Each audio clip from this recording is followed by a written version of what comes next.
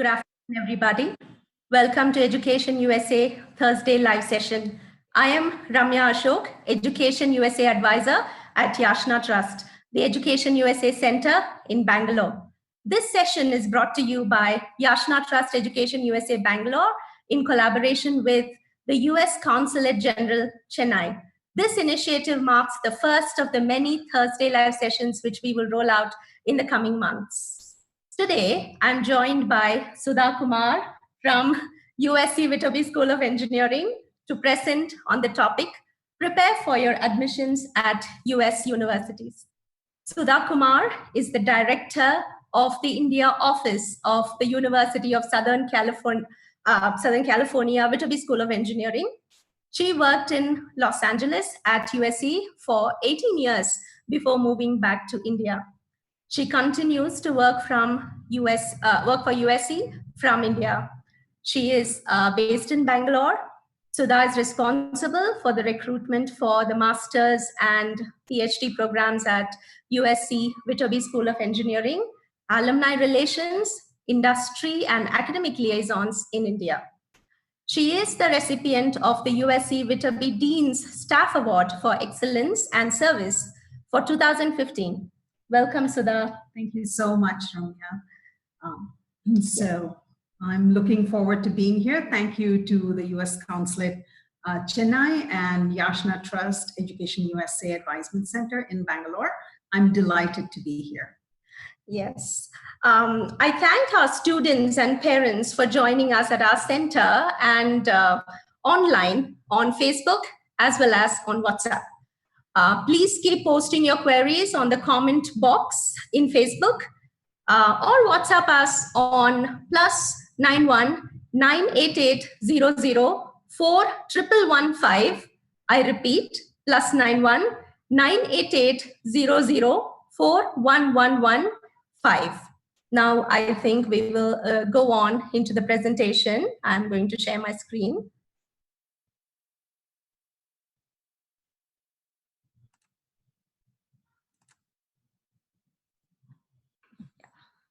So a little bit about Education USA and the work that we do for international students. Education USA, this is a program that is funded by the Bureau of Educational and Cultural Affairs of the US Department of State. This program is a global network of around 400 plus centers in 170 countries. In India, there are 7 Education USA centers, 5 of which are managed by the US India Educational Foundation, that is USIEF, in New Delhi, Kolkata, Mumbai, Hyderabad, and Chennai. 2 other independent Education USA centers are present in Bangalore and Ahmedabad and are managed by Yashna Trust and IAES respectively. Education USA's mandate is to provide accurate, comprehensive, credible, and unbiased information on studying in the US. Aspiring students and parents looking for information and guidance regarding studying in the US can contact us. Now, over to you, Sudha. Thank you for joining us once again. Hi, thanks again, Ramya. I'm delighted to be here. I am going to talk today about preparing for admissions at US universities. As Ramya mentioned, I work for the Vitobi School of Engineering at USC, and my focus is master's and PhD programs. So this presentation will likely be helpful for students who are interested in applying for graduate school. And a lot of the information would be useful for anybody applying to any graduate school, but perhaps students who are applying to maybe engineering and computer science might find the examples that I give useful. So one thing as you go into graduate school is, why are you doing that? A lot of you may have taken coursework at your undergraduate level that really ignited your interest, and going and studying abroad and going into a master's or a PhD program would really get you to understand more in depth about that particular area. You might want to work in a particular area, so therefore you need the credentials for it, and a master's degree or a PhD degree is what will get you there. Some of you may truly be interested in getting into academia and studying and working in a university as a professor. If so, again, an advanced degree is required. Also, there have been many studies that show that if you have an advanced degree, your earning potential goes up. And I give you the name of the study, the link to the study. So one thing that you really need to do is understand what it is that you want. When I look at students, you know, there are many students who I can actually categorize them into, say, 3 types.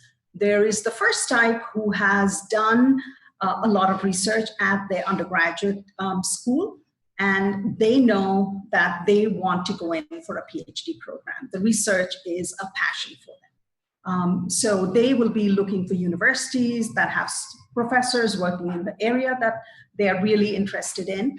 A school that is really strong in that area of research. So it's no-brainer over there. They know what exactly they're looking for. There's the second set of students who very clearly are not interested in doing any PhD. They just want to take coursework and they want to graduate and get into the job market. And then there's a third type, and there is a substantial number of them, where they think that they may be wanting to do a PhD, but they're not really sure that they want to do that, and they're not ready to commit to it. So for those students, they should be applying to a master's program within a university that has the ability to have both research as well as coursework that will get them into the job market. So if you want to do a PhD, you don't need a master's degree. You can apply straight from your undergraduate as long as you have a background in research. And if you want to get into industry, it's probably a good idea to do a course-based MS degree, and that would be your best choice. Oh, I'm going backwards. Okay, sorry about that. So where exactly do you start? There are 4,500 universities within the US. And with these 4,500 universities, which are the ones, obviously you're not able to apply to all of them. So you need to find out a lot about these universities. Throughout this entire presentation, one of the themes will be, so what is a good fit? What are your goals and how are you going to reach those goals? You need a university that will get you there. So, so when you do your research, you need to find a whole bunch of criteria that you need to look. Earlier we talked about the student who very clearly wants to do coursework and graduate and get into the job market. So for those students, maybe a location and proximity to industry might be a very important goal for them to consider. When there is a proximity to industry, there is a lot of collaboration that goes on between industry and a university. And because of that, you have a lot of interaction between the two of them, and a lot of opportunities come the way of a student, whether it's in terms of an internship or maybe a job after graduation. At USC, we are very fortunate because we have a very large industrial base in LA, and this is in aerospace, it is in biotechnology, it is in entertainment, which is, you know, a lot of it is technology. We are also have a very strong startup culture in Los Angeles. We are not far from San Diego, which is where companies like Qualcomm are. And of course, who has not heard of Northern California and the Silicon Valley? It's a close drive away from Southern California. And again, a lot of jobs are available. So when we host our career fairs, and we host about 2 of them every year, about 170 companies come to these career fairs. So proximity to any industry that you're aiming to get into would definitely be a strong criteria to look at. You also want to look at the program, the coursework. The coursework has to be strong. It needs to be in the area that you're really interested in. You might really want to get into a particular university, but then if they don't have a strong coursework in the area that you are interested in, then that is not the university for you. You need to see what kind of, how much it costs, what is the financial aid that they give, are there any scholarships? So these are things that you need to look at. Now, there are some programs which are extremely theoretical, and then there are some which are, more practical and which will get you ready for the job market. So you need to see what are the kinds that you want. And once you are really clear about what you want, you'll be able to start the process of doing the research the way you want and getting ready for applications. So how do you get started? Well, we are very lucky to be living in the age of the internet when everything is available at our fingertips. All American universities have been making a great effort to improve their websites and to give a lot of information to students. USC, we are particularly proud about our website, so please go to uscengineer.com and you will find that if you are interested in applying for either the master's or the PhD program, there is a lot of information geared toward a student who wants to look for information in the various departments that we have. So every university will have a good website that you can look at, and they can even collect information. Apart from that, if you're considering a PhD, make sure you're getting the research experience. Perhaps you should be doing an internship, maybe in an IISc or IIT or NIT or someplace like that, or perhaps in your own university. Try and get the research experience that you need. Prepare for your GRE. Typically, students take about 2 months to prepare for a GRE. Remember that the quant score is more important for engineering programs. Both the quant and the verbal are important for other programs. You could, if you're applying for an MBA program, GMAT is the exam that you would be preparing for. All universities are delighted to get you on their mailing list. So if you do get on our mailing list, we will make sure that we will send you, updates and information about our webinars and so on and so forth, what our deadlines are, etc. Attend info sessions. Info sessions could be virtual. It could be Facebook Live sessions like this one. Also attend grad fairs. These, again, are virtual ones that you could just log into.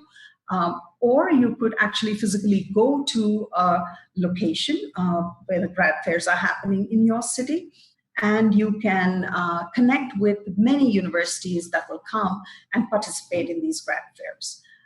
They are also, if you're fortunate enough to be able to going to, there's nothing like going on campus and visiting the colleges that you're shortlisting. Connect with your seniors who are currently working within these colleges. And also with department advisors if possible. Research the funding opportunities within the particular university.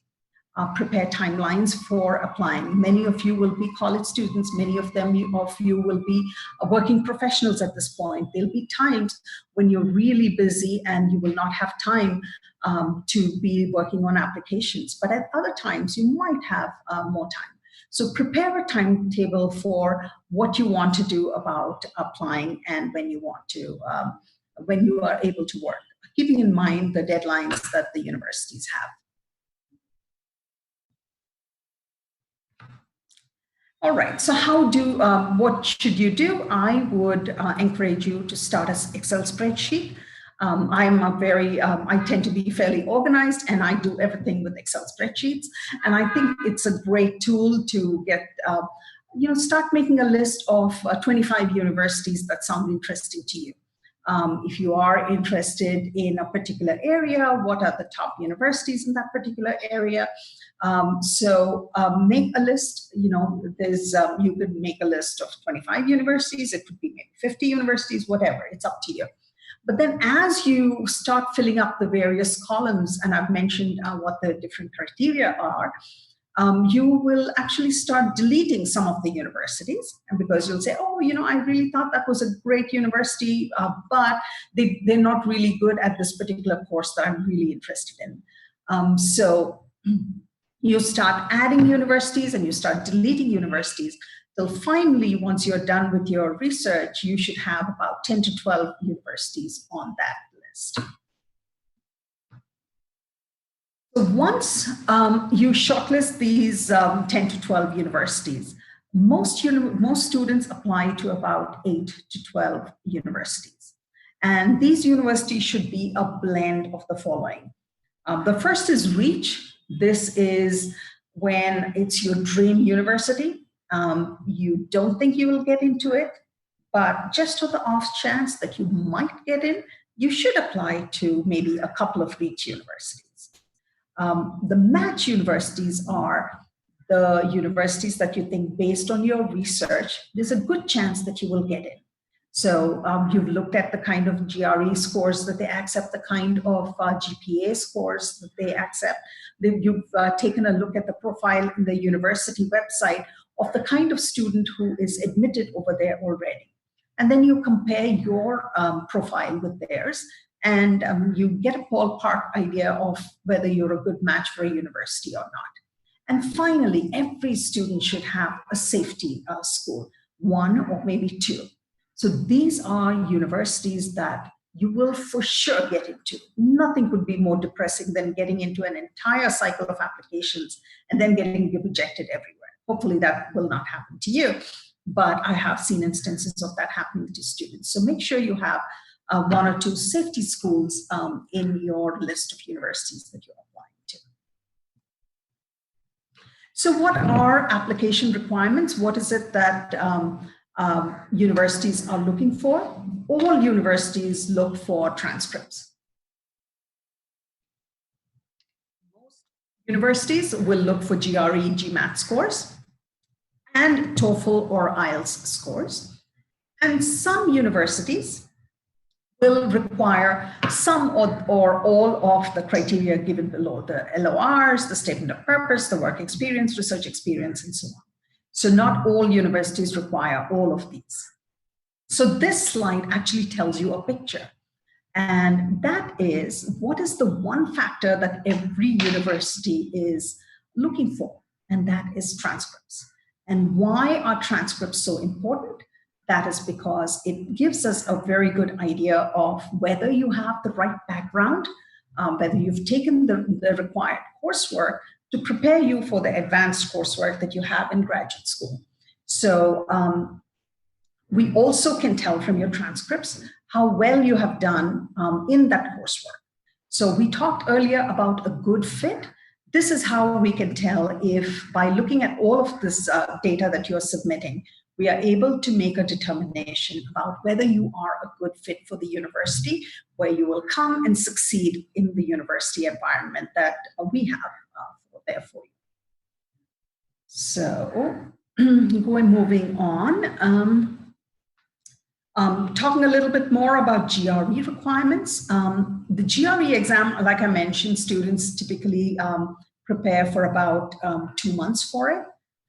If on any particular day you took the GRE and you're disappointed because you could have done better, don't be afraid to retake the GRE. That can help you. Most universities will take an average of the 2 scores, your old score and the new score. Our university, the policy is that we will take the better of the 2 scores and we will take it across sections. So we will take the better verbal score from your first exam and your better quant score from the other exam. So when you look at the scores that we have, and I've given you an example of 2 different schools within USC, you will see that we are looking at an average quant score of 165 for the MS and an average verbal score of 152 for the Viterbi School of Engineering. Now, we have admitted students with scores which are above that, and we have also admitted students with scores below that. That is because we don't look at GRE as the one criteria. If you have strengths in other areas, it does compensate for a lower GRE score. So, the emphasis is on the word average. So we have students, normally if a student gets above 160 in the quant, you're okay for the USC Viterbi School of Engineering. So the TOEFL and IELTS is required for all international graduate students who need to demonstrate English language proficiency, right? So every university has different policies, and they have different rules about what is acceptable for them. For the School of Engineering, just to give you an idea of what the required scores look like at various universities, our TOEFL requirement is 90 overall with a minimum of 20 in each section. And if you choose to take the IELTS, it's 6.5. Earlier, not all universities were accepting the IELTS, but now many, many universities accept the IELTS as well. This is a question that I get asked all the time about work experience. Work experience is required and is valued for many of the top MBA programs. There are many other MBA programs that don't require work experience as well. For the engineering schools, by and large, the work experience is not really required for admission, and it is not an application criteria. So, I get students coming to me and saying, I did my undergraduate degree about 5 years ago. I've been working as a software engineer for the past 5 years. Can I now apply to your computer science department, even though my background is in electrical engineering? And the answer for that, unfortunately, is that across the US, you are seeing all the computer science programs bursting at the seams. And it's really getting very hard for non-CS students to get into CS programs. So it's not that you're not allowed to apply, it's just that the bar is set a little bit high. So be very aware of that when you're applying with a non-CS background into CS programs. So we cannot use work experience as a substitute for academic coursework. So this is definitely at USC, and I'll tell you why. If just because you are a good program manager at a particular university doesn't tell me that you will do really well at the algorithms courses that we have at USC. So we want to make sure that you've taken the right coursework that will prepare you for the advanced classes that you'll have at the university that you'll be going to. So every university, again, the policies can be a little bit different, but the weightage given to work experience can change a little bit here and there. But by and large, work experience for engineering programs is not a huge criteria. But it can help if all things being equal and there are several candidates with very, very similar backgrounds. If you have work experience, that might count. And if it's relevant to the area that you're applying, it could help.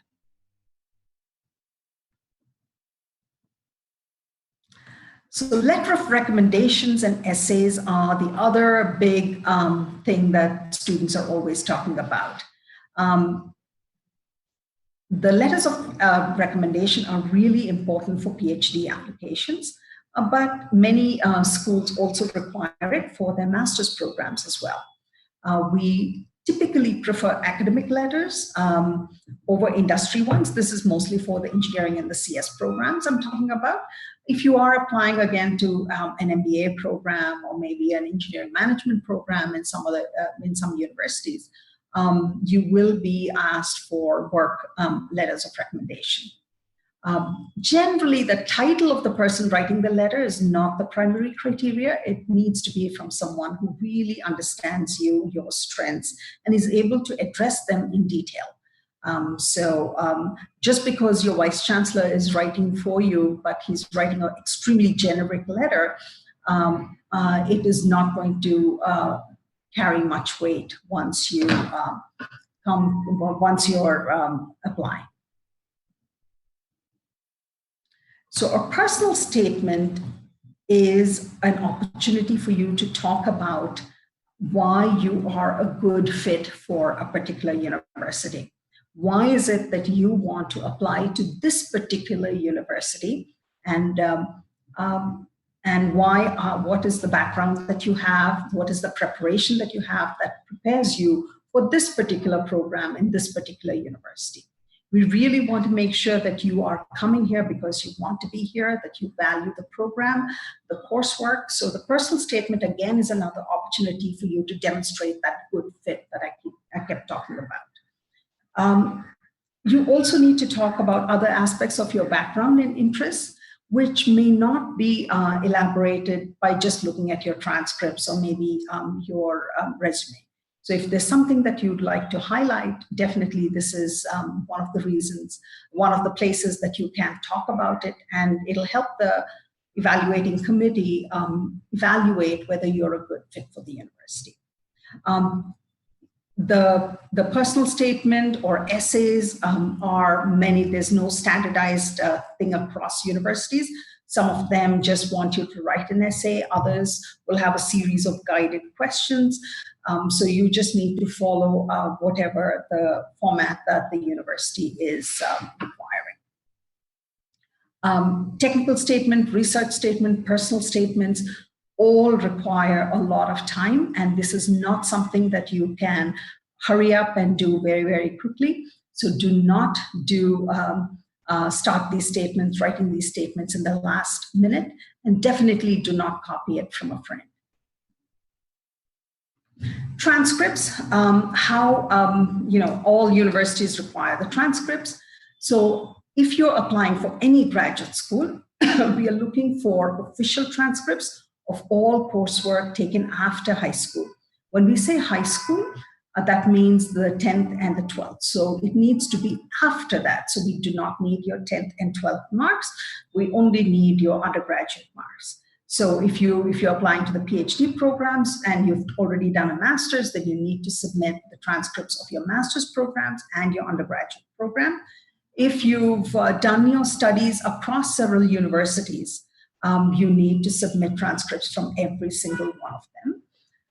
Many universities will accept scanned and uploaded official transcripts at the time of the application, and then later on, they will want to verify that. But at the time of application, many universities are accepting scanned copies, no longer hard copies. Yet there are other universities that do require the hard copy. So make sure you look into the requirements of each university, go into their website and see their application requirements and follow that just as they want it. Some universities will accept you doing the conversion of their GPA for them, because sometimes in your university, your GPA could be on a percentage basis or it could be on a 10.0 basis. So some students are able to convert their GPA. For USC, there is no reason for you to do that. We do not require for you to do the conversion. We will do the conversion ourselves. All you'll have to do is put in your percentage marks or your GPA on a 10.0 scale, and we'll do what is required. So timelines. If you're applying for the fall semester, now the fall semester of a university is August or September of every year. That's when it starts. Ideally, you should have your GRE, your TOEFL, your GMAT, IELTS, whatever scores, your transcripts, everything ready ideally by November of the previous year. So if you're applying for fall 2021, make sure that everything is ready by November of 2020. If you are applying for the spring semester, spring again starts in January. you should have your scores ready by July, August of the previous year. So if you're applying for 2021 spring, make sure that your scores are ready by July, August of 2020.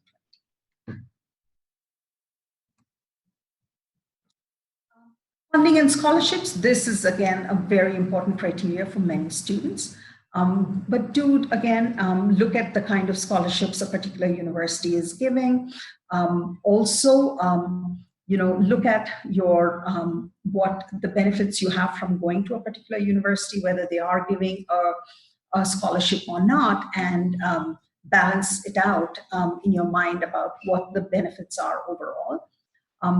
There are many sources of external sources of scholarships, and if you go into your university websites, you will find some information. Also, Education USA Center should be able to help you with that. You can take things like Fulbright and so on, so take advantage of those as well. The scholarship application can vary. Some universities will have a specific application form that you'll have to fill out, and other universities will just need for you to apply by a certain date, and you're automatically considered for scholarships. At USC, that the second is true, where if you apply by a particular time, then you'll be automatically considered for scholarships.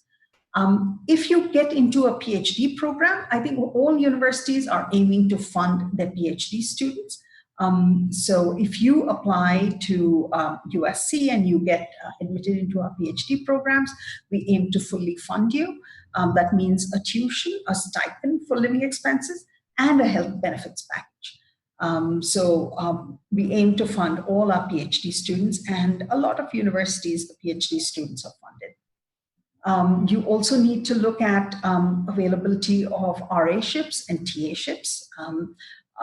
Does a particular university give that or not? What are the CPT internships that you can get? At USC, many of our students do internships during the summer, 3 summer months, and typically they're fairly well paid for these internships. So these are, apart from that, you all can also look at what are the work opportunities within the universities, because all students are able to work within campus to help defray their expenses when it comes to living and so on.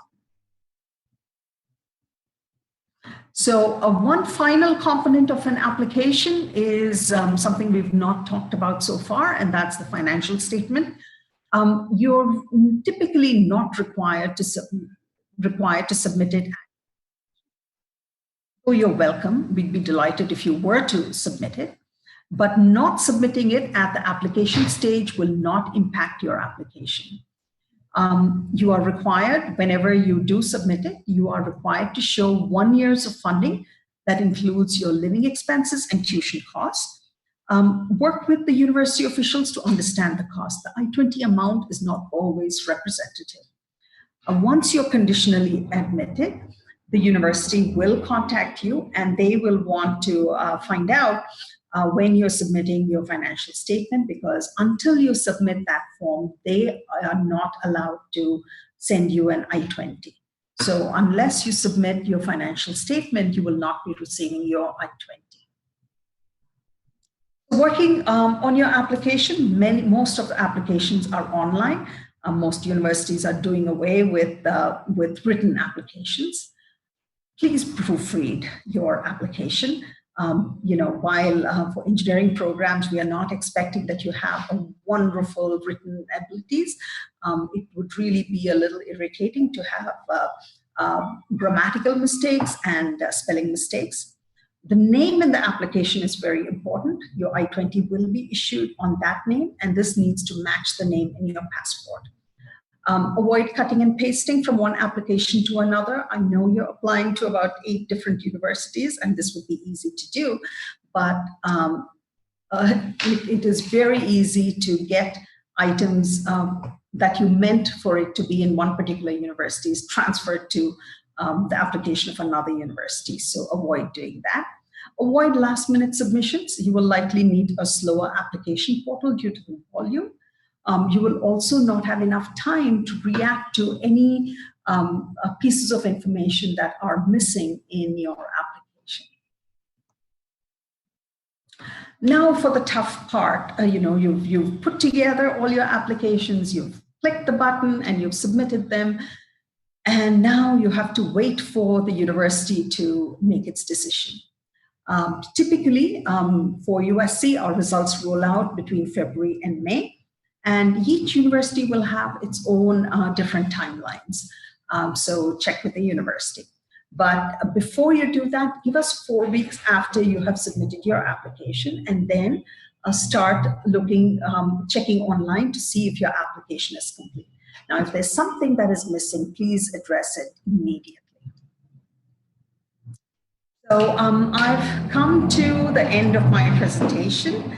I wish all of you lots of luck in your application process. I hope you found this presentation helpful, and I'm really open to answering any questions if you have them.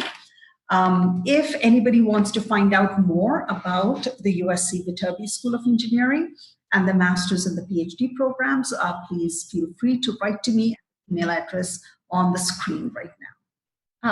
Thank you, Sudha. That was really informative. I have one question here from one of our WhatsApp, audience. He asks, how important is internship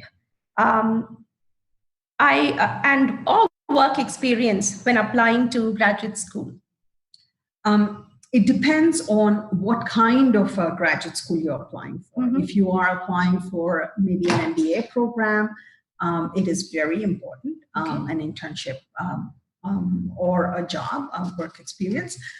If you're applying to engineering programs, it's not really a criteria. Mm-hmm. But sometimes these internships could be research internships, mm-hmm. And maybe a lot of the work that you're doing could be academic. Mm-hmm. So if that is the case, I would definitely highlight it and let the university know that you did an internship at an IIT under a particular professor and you did a project in this particular area. So definitely mention it, but it may it depends on the kind of internship. If you're just going and doing work in an industry and it's not very relevant to your area, it may not help that much. Oh, yeah, that's true. Another question we have received from one of our WhatsApp audience is, if I worked for my father's company, who can write my letter of recommendation for work experience? So that's a good one. Well, if your father is the CEO of the company, or he can certainly write it, but it depends on what he is going to write about. Mm-hmm. So first of all, he needs to let the university know that it is a father, mm-hmm. Frankly, I would avoid that. Perhaps there is the CFO of the company, or maybe there's somebody else, or the board of the company, or somebody else who could be writing that letter. Yeah, that's perfect. And I have one question, which is regarding the undergraduate admissions criteria. But I would just put it across to you. This is from one of our Facebook viewers. They want inputs on UG admissions criteria for USC in context to international students. Well, that is not my specialty. That's not my area. Yes. But feel free to write to me, and I will connect you to the lady who takes care of undergraduate admissions, and I will get you connected to her, and she will be able to answer those questions. Yeah. So many questions we have had, and then so thank you so much, Sudha, for having this wonderful presentation, and very, very informative. So we have now come to the end of this session. You can follow us on all of our social media channels. We are present in Facebook, in Instagram, Twitter, and YouTube. We have a lot of informative videos that is, we've uploaded all of them on YouTube. You can listen to all of that. Very good resource on a lot of very, very interesting and relevant subjects for both undergraduate and graduate applications to the US. And these are our websites. So there are two websites that you can see: educationusa.state.gov, which is the global website where you can find information about all the centers of Education USA, wherever you are, whichever Education USA center is closer to you, you can figure that out and reach out to them. And then we also have our local website, that is www.yashnatrust.org, which is a website for entire of Karnataka. So if you want to contact any of us, please do so. We have all our events listed on our website at yashnatrust.org. And then, of course, that Education USA conducts bi-weekly webinar on very, very informative and interesting topics which are relevant to both undergraduate and graduate applicants. This happens every alternate Saturdays at around 10 a.m., the link of which can be found in our Facebook page. And all the other recorded webinars are also present in the same link. You can browse and you can, these are wonderful resources. You can make use of all of the information that is available for free. And then we, at Yashna Trust Education USA, every Saturday, we have a free open house for parents and students. It is at around 11:30 a.m. So whoever is interested for both undergraduate, graduate, PhD studies, please reach out to us. You can contact us in all of these numbers which are present on the screen. You can write to us, in this email ID. Our work timings are also given. We are based out of Frasertown in Bangalore. And our Education USA India has come up with this incredible mobile app to enable instant, access to credible and unbiased information on, studying in the US on the go. So please download this app on your mobile phone, whether it's an Android device or an iOS device.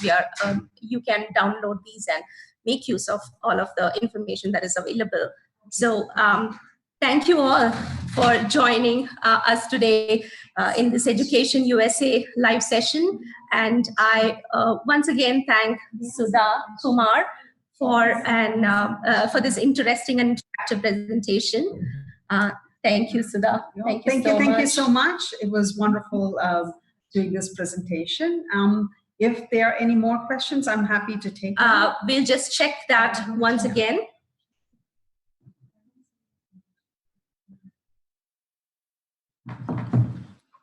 Just a minute, we are checking for some questions.